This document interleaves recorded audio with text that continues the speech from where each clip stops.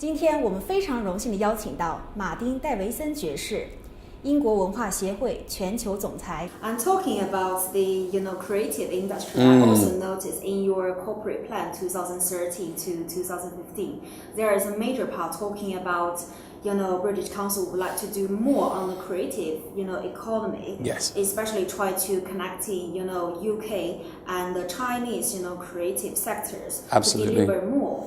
So what are the specific things you would like to probably try to support?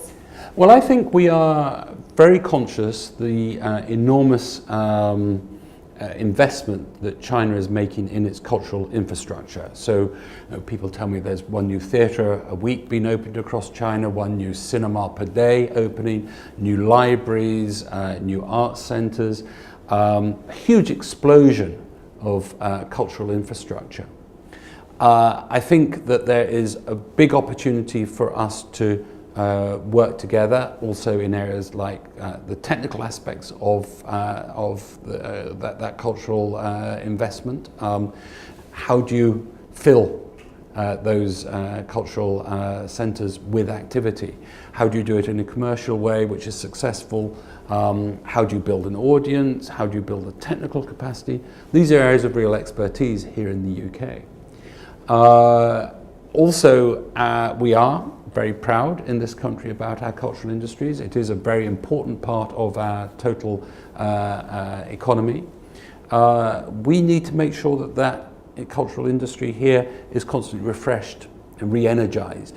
And one of the ways of doing that is by building and sharing partnerships with other parts of the world. So I was delighted in the last people-to-people dialogue, for example, that we had the film agreement between the UK and China. And these are some of these instruments which allow us to begin to build genuine bilateral cultural industries, exchanges between us, which are a benefit certainly to the UK, but also certainly to China. So I think there's a big opportunity for us to continue to build this. And for China, just as it is for the UK, the cultural industries are hugely important. And this isn't just theatres, but it's about film, it's about television, it's about music, it's about design, it's about fashion. These are really important aspects of all of our economies. In addition to the creative industry, I also noticed that another kind of areas both countries are very keen to develop at this moment is on the knowledge economy partnership, which is also highlighted by Sir Sebastian Wood, the Indeed. British ambassador of China, in his recent speech to the Confucius Institute Scotland. So I know British Council is obviously doing a lot of great work in this area. Could you maybe use this opportunity to tell us more? Well, I think that the whole area of knowledge economy is critically important. Ultimately, both of our economies are going to be based upon knowledge and creativity, those two things together.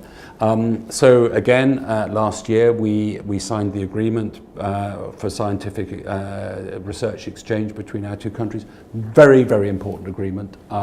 It provides opportunity for researchers in Britain and researchers in China to work together on shared programs, shared problems, shared solutions, and I think that's important. And those, of course, are about also transfers of knowledge. The exchange of people, I think, in this area is hugely important. And as I said, we very much welcome the large number of Chinese students who study here in this country and researchers who work in this country. And they are very, very important to the globalization of our education system. We would like to see more opportunities for British researchers also to be working in Chinese institutions. That's, if you like, at the academic level.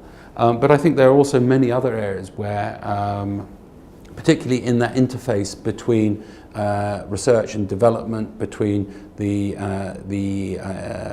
academic and the commercialization of research. These are important areas where I think there's much more work that we could do together. Of course, and I noticed that at this moment, a lot of people-to-people exchange relying on probably on the more academic side. So That's students correct. come over to do study, Yes. or maybe internship or Yes. work experience. do you think in the near future British Council might be able to champion more, youth enterprise, project on both sides to make it, say students, in the UK, they could collaborate directly with a student in China to looking at, international trade opportunity to either access the market in the UK or China or maybe overseas in another country? I think that this is an area that we very much hope to develop, and one of the areas that we have been working very closely with China on is the whole of the social enterprise area of work. We've been delighted to work with China in this. I think it's been hugely successful. We are taking the example of the work that we're doing with China, we're taking it to other countries. So I think now we're working in something like 24 countries in this area of social enterprise. We've worked with 5,000 individual social entrepreneurs. Every one of them has gone on to create some sort of social enterprise business. Many of those businesses are shared ones between our two countries. So this is a really important area of new innovation, new development. But what's exciting about it is that we are both exploring it together. It's not as if we have got this all sorted out, we know exactly how to make it work. We don't. We are exploring this area just as much as colleagues are in China.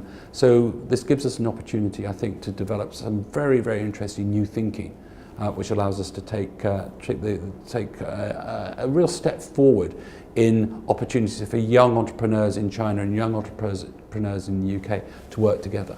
You mentioned quite a few times that you think it's absolutely crucial for UK students to see themselves having a future in China. Absolutely. And in the outside world.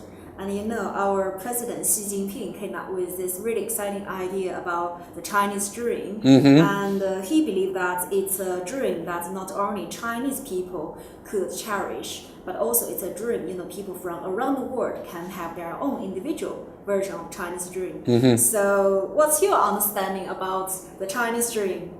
I think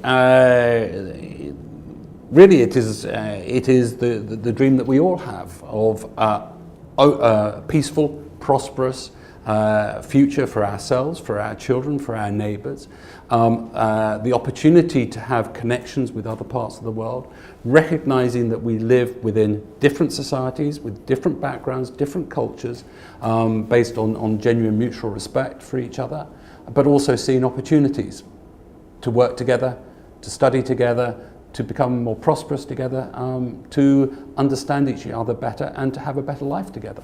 I think that's exactly what we want, a better world, a more prosperous world, and everyone will be able to unleash their full potential as an individual. Absolutely right. So do you have a Chinese dream?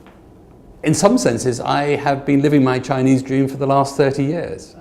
By working with people from China over that entire period, seeing a country change to this extraordinary extent. I don't think people who haven't experienced really understand how great the change has been.